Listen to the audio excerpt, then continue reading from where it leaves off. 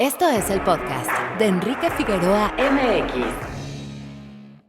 Arrancó ya la edición número 26 del Festival Internacional de Cine Guanajuato. Y sí, en este podcast realizamos una cobertura de esta fiesta dedicada al cine. Para este episodio, toca hablar con uno de los protagonistas y el realizador de la película Estoy todo lo iguana que se puede. La película está basada en la puesta en escena de Carlos Olmos, titulada El Eclipse. La sinopsis es la siguiente. En un humilde recinto costero tropical, en medio de un eclipse total de sol, un invitado inesperado despierta los sueños rotos de una familia que ha perdido su figura protectora, ensombrecida por la soledad cósmica donde fueron abandonados a su fe. Desde la ciudad de León, Guanajuato, platiqué con el realizador Julián Robles, quien dirige por cierto su ópera prima, y con el actor Cristian Ferrer, destacado con una amplia y muy rica filmografía, sobre esta asombrosa película, que además de llevarnos por una serie de historias que inspirarán y atraparán a la audiencia, también sorprende por detalles que en este podcast les revelaré. Bienvenidos a los especiales GIF 2023. En este episodio, desde la ciudad de León, Guanajuato. Más cine, por favor. www.enriquefigueroa.mx.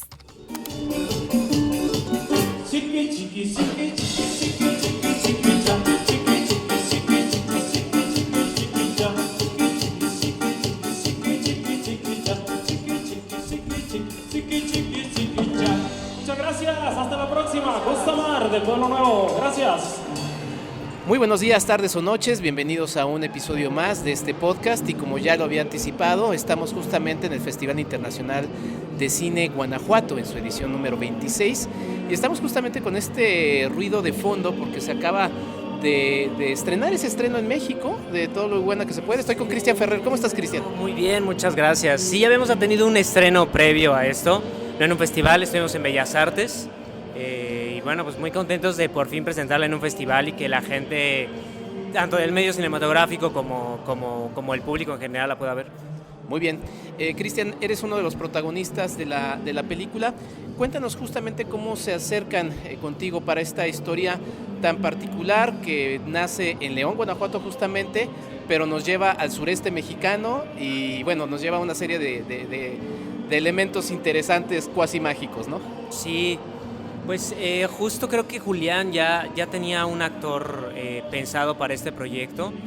En un momento tengo entendido que el personaje era para un chico más grande, ¿no? Más maduro.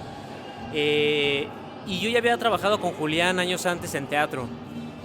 Había producido una obra de teatro en la que había estado y de pronto como que me le vine a la mente y decidió pues probarme un poco para este personaje. Y una vez que pues ya vio que podía ser una posibilidad, pues bueno, ya me pasó el guión y comenzamos a trabajar. Y fue un proceso prácticamente muy rápido. Yo estaba en ese momento haciendo una serie con Gael García Bernal y Kisa Terrazas que se llama Aquí en la Tierra. Entonces tuve muy poco tiempo para entrar en este personaje, entonces prácticamente fue entrarle de lleno y nada más que eso. Hay una particularidad en tu personaje y en los personajes de la película que es el acento, ¿no? Cuéntame un poquito cómo fue con esta premura trabajar ese elemento. Pues mira, lo que nosotros empezamos a platicar antes de empezar el proyecto es que a veces de los errores que suele haber en el cine es justamente, ¿no? Cuando, por ejemplo, los personajes son del norte, ¿no? De un lugar muy específico del norte. Entonces lo que no queríamos es que cada uno tuviera como un acento diferente y creamos como nuestro propio acento un poco, porque también tenemos muy poco tiempo. Entonces decidimos como mimetizarnos todos como en un lugar en donde nos sintiéramos cómodos y prácticamente fue así, ¿no? Como crear nuestra propia esencia, nuestro propio acento. Esperemos que no se note en la película, pero sí, prácticamente así fue.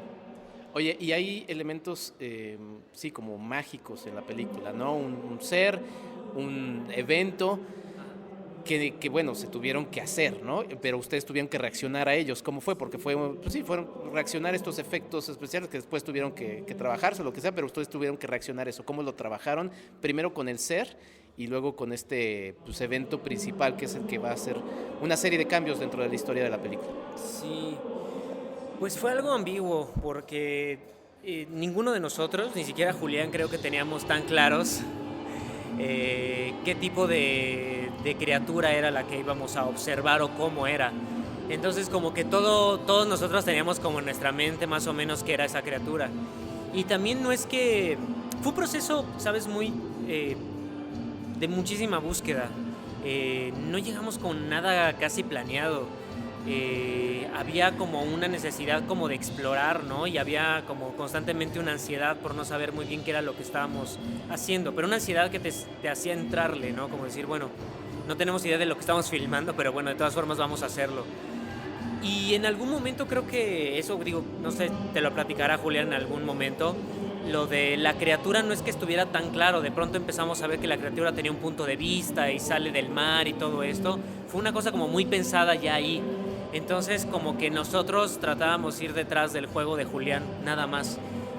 Nos agarramos de eso y tratamos de crear nuestro propio lenguaje. Entonces pues fue prácticamente eso. Sabíamos que había como una necesidad de crear algo más o menos con fantasía, como con algo, con alguna criatura extraña.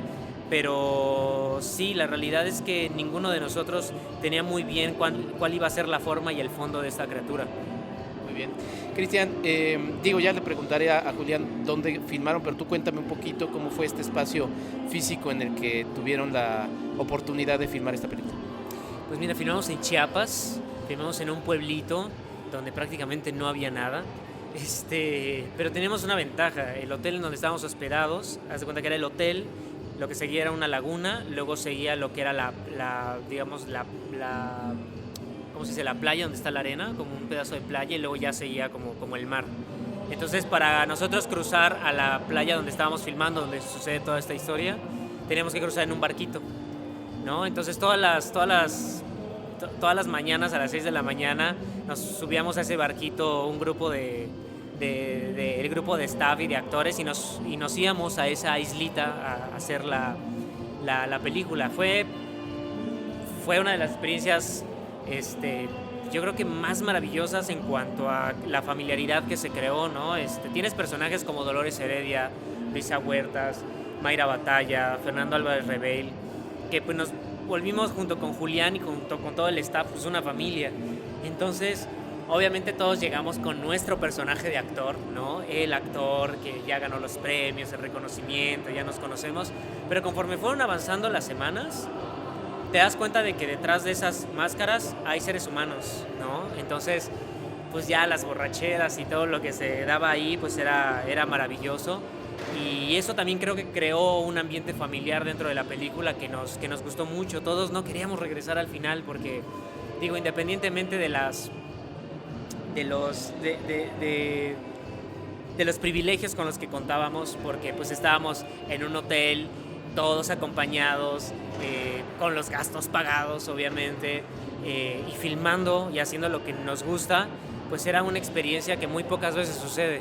Entonces, lo personal fue una experiencia que abrazo y que quiero mucho y que personalmente me cambió muchísimo, ¿no? Todas las personas involucradas se volvieron grandes amigos, incluido Julián, y hasta la fecha nos seguimos viendo constantemente porque lo que se creó ahí fue mucha familiaridad. Cristian, pues te agradezco mucho por esta entrevista, Cristian Ferrer, para hablar de esta película. Mucho éxito con tu carrera y algo más que quieras decir, ¿en qué estás trabajando? Pues no, pues nada, que vean la Iguana, vamos a estrenar probablemente próximamente una película que se llama Lluvia de Rodrigo García Sáiz, que es una película coral con muchos actores, enormes actores: Cecilia Suárez, Bruno Bichir, Arcelia Ramírez, José Meléndez, Karina Gidi, Tiara Escanda, que es una película bellísima. Y otra película que se llama Hombrecito, que es un western que es mexicalense la película, de un chico que se llama Miguel Núñez. Es un western y una comedia, ¿no? Un género bastante poco visto en México, no me atrevo a decir que en el mundo, pero sí poco visto, un western y una comedia. Entonces estamos contentos con eso. Muy bien, pues muchas felicidades y muchas gracias. Sigue disfrutando Guanajuato. Muchísimas gracias. @EnriqueFAMX en Twitter. Y ahora sí, vamos con Julián Robles, director de Todo todo iguana que se puede ser, ¿no? Estoy todo lo iguana que se puede. Exactamente, estoy todo lo iguana que se puede.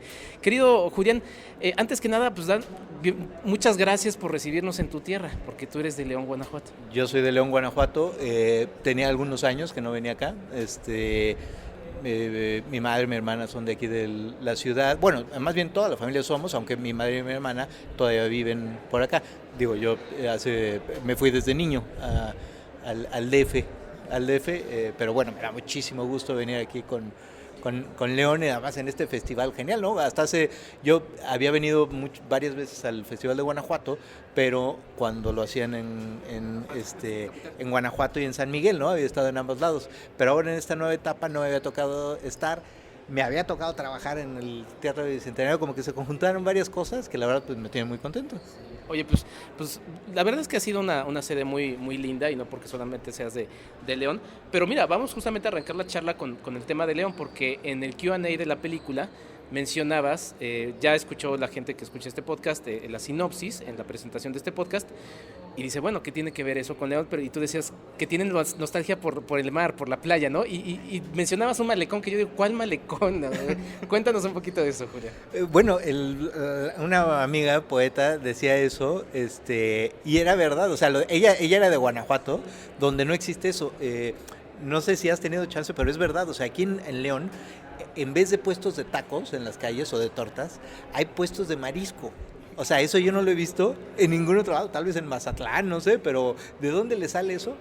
Aquí estamos a 2 cuadras de lo que se llamaba el malecón del Río de los Gómez, ¿no? O sea, es un río, los ríos no tienen malecones, pero sin embargo siempre se le llamó el malecón, y hasta la fecha, o sea, se le llama el malecón. Ya ni río pasa casi nunca, es un viaducto, y la gente le dice, no, pues ahí a 2 cuadras del malecón, ¿no?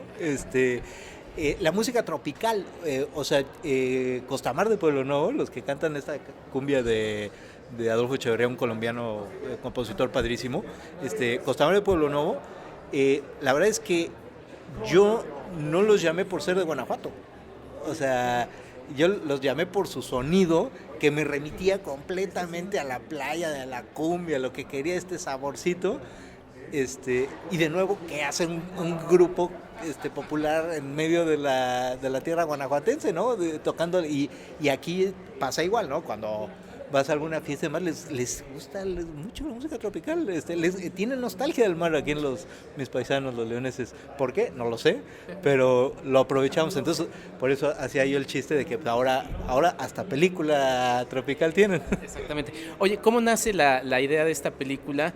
Que a pesar de que ya está la sinopsis escuchada por los podescuchas, es una sorpresa linda encontrarse con la trama y lo que va sucediendo en la película. ¿Cómo nace la idea de hacer la película? Bueno, yo fui alumno y trabajé muchos años con Carlos Olmos. Yo no vi la obra, nunca he visto la obra puesta en escena. Pero bueno, desde entonces yo platicaba con Olmos, con Carlos, de que deberíamos, de que él debería, ¿no? Pues yo era un chavo y él ya era un dramaturgo hiper reconocido. Y bueno, ahora sí que lo cuchilé hasta que pidió una beca para el sistema y se la dieron, y hizo una primera versión del guión, se lo compraron, luego nunca lo hicieron, o sea, hubo intentos, luego fallece él, y años después, un poco el que me animó, mi hermano, actor Fabián Robles, Javier Rojas, el director de teatro y demás, desde entonces como que me metieron la semilla de que podríamos hacerla, ¿no? Cuando ya había como el esquema de que ya estaba funcionando bien el Eficine y demás, y podía haber un nuevo cine donde no estuviera todo del lado comercial ni tampoco del otro lado, ¿no? Estaba como un in-between extraño. Y produces todo tipo de cosas, porque también produces ópera y demás. Sí. Bueno, yo la verdad es que sí tengo rato haciendo esto de la producción. Esta película, en realidad el productor no soy yo, el productor es Matías Ehrenberg, a quien le agradezco mucho haber participado en el proyecto, haber tomado el proyecto, porque bueno, su experiencia es enorme, y a mí algo que me encanta de Matías y le agradezco, y también por eso nos acercamos a él, es que es un productor que tiene los dos, in-between, o sea, de esta mitad, ¿no? Donde puede hacer películas súper comerciales, así históricamente taquilleras, pero también hace películas rarísimas, extrañas, de Bolivia, de varias partes del mundo, latinoamericanas, cosas extrañas, ¿no? Tiene un olfato extraño y sabe jugar con ambas cosas, entonces la verdad es padrísimo. Y bueno, mi hábito de producción de teatro y de música y demás, pues, me gusta mucho, y yo siempre he dicho una cosa extraña, que producir sobre todo producciones muy grandes, como por ejemplo una ópera, o como por ejemplo los festivales que hice de Carballillo y demás, que son cosas así, o musical, así que son cosas muy grandes. Eso se parece más a dirigir cine que en realidad dirigir teatro a dirigir cine, porque el que dirige teatro luego le cuesta mucho trabajo, porque anda pensando en dirigir un actor, y en el cine no tienes tiempo para... El cine diriges al actor cuando lo eliges, cuando platicas con él. No tienes tiempo de estar pensando tienes que estar pensando en 80 cosas. Es un poco lo que pasa con la producción, ¿no? Así que, amigos productores de teatro y de ópera, anímense a hacer cine. Aquí justamente piensas en 80,000 cosas, y o dos de ellas que me gustaría que nos platicaras es, primero, este elemento sobrenatural, ¿no? Cómo fue trabajar con él, que reaccionaran los actores a él, o a eso, o lo que sea. Y también, porque creo que también la ambigüedad de qué es parte de la película. Y el segundo elemento, pues el momento cumbre, el eclipse. Se puede mencionar porque, bueno, está en la obra, y en los créditos ahí dice pues, que está basada en el eclipse, ¿no? Bueno, el monstruo también está en la obra. Lo único que yo quise es no verlo nunca, porque quise que se mantuviera abstracto. O sea, no solamente quise no verlo, sino además quise nunca explicarlo. O sea, jamás dar la pequeña intuición de... Mucha gente me preguntaba, todos los actores, todo el mundo me preguntaba qué significa, y yo siempre decía, o digo, lo que para ti signifique. O sea, yo puedo tener una idea, pero quería que se mantuviera, porque esta inquietud, esta monstruosidad que llega y altera lo que está en la película, creo que debe de explicarla el espectador, no debe de enseñársela a alguien. Y también por eso mismo no trabajé, porque hay películas buenísimas que me encantan, no sé, por ejemplo, Huesera, lo que hacen al final me encantó, es maravilloso, o también la de Amat y demás, que tenía todo este monstruo que estaba súper bien hecho, pero eso lo llevaba a lo concreto, es ese monstruo, y acá lo interesante es cuál es el monstruo, ¿no? Digo, eso con respecto a eso. Con respecto al eclipse, bueno, sí, ese fue el reto técnico más difícil, ¿no? Sobre todo sí, porque tuviste que recrear un eclipse, pero ¿cómo? O sea, porque no eres Oppenheimer o Barbie, ¿no? No, es que ni siquiera se podía con eso, porque la gente, las primeras personas con las que hablé de efectos especiales, ya sabes, ¿no? Típico, así, también los directores son así, ¿no? De yo lo hago, yo puedo. Y les dije, no, es que el problema no es la pelota, el sol. El problema es cómo se afecta la luz. Porque yo digo, estaba chavo, pero sí viví el eclipse del 91, y recordaba que, digo, sí, es muy interesante la corona, pero lo raro, lo extraño es cómo se oscurece. Y eso ni el maestro Nolan podría haberlo hecho con todo el dinero del mundo, porque cómo cambias la luz, o sea, me refiero digitalmente, no lo puedes cambiar. Hay unas técnicas que te la mueven toda, pero es como de bórrame todo el cielo y lo pongo yo. Digo, hubiera tenido que ser, imagínate, toda en green screen, o sea, una cosa muy extraña, ¿no? Yo la decisión que tomé con el fotógrafo Claudio Chea fue que lo más parecido es la hora mágica. El problema es que la hora mágica dura bien poquito. Entonces, como dura bien poquito, lo que hacíamos era filmarla todos los días y andar corriendo, literal. O sea, andar corriendo, porque teníamos 2 tomas de hoy, 2 tomas mañana, 2 tomas mañana, y al día siguiente, y por eso pues no hay muchísimo corte en todo este episodio del eclipse y no se nota, vaya, creo que está padre cómo funciona el eclipse, pero sí fue un reto técnico para todos los que estuvimos ahí, porque cuando digo correr, era literal correr. Así, ahí tienes hasta los actores moviendo sillas, regresando, reseteando, porque no tienes tiempo de decir, arte, en lo que llega arte, digo, no porque fueran lentos, pero en lo que se acomoda todo y se setea todo, era, vámonos a hacerlo rapidísimo. Y otro elemento de producción también que me gustó, aparece en algún momento de la película, la bestia. Sí, la bestia. No la puedes llamar y decir, oigan, pasen. Bueno, se le intentó, o sea, la verdad es que La Bestia se filmó en un día real, y otros también donde la cazábamos. O sea, ahí va la Bestia, porque tardaba tanto tiempo en llegar, entonces nos avisaban en un pueblo a 3 horas, ¿no? A 2 horas de ya salió, entonces a prepararla para cierto plano. Digo, obviamente solo te da chance de tener un plano cuando la cazas. Y no la puedes hacer completa porque aunque vayas a cazar la bestia, no puedes, me refiero, detenerla. O sea, detenerla, ni acercarte por los riesgos que luego tiene, ¿no? Es bastante peligroso eso. Digo, qué maravilla. ¿El actor se sube? ¿El actor se sube? Y qué terrible lo que hacen los inmigrantes, ¿no? Porque muchos de ellos lo hacen en movimiento. Sí. Pero el actor se subió estática. No. En movimiento. En movimiento. Sí. Cristian es un velocista, sí. Un velocista, digo, con ayuda y todo. Que además eso sí estaba en el guión. Y la parte musical, porque incluyes una orquesta, eso también es sí, muy padre y pues, grabar siempre con una orquesta, pues es padre. No, bueno, eso fue maravilloso cuando empecé a colaborar con Enrico Chapela, a quien admiro y creo que hizo una música de verdad extraordinaria.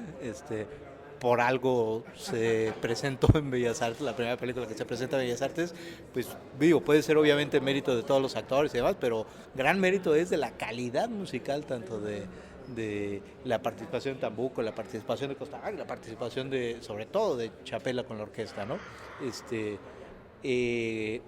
A lo que voy es conducida por Luis Manuel Sánchez.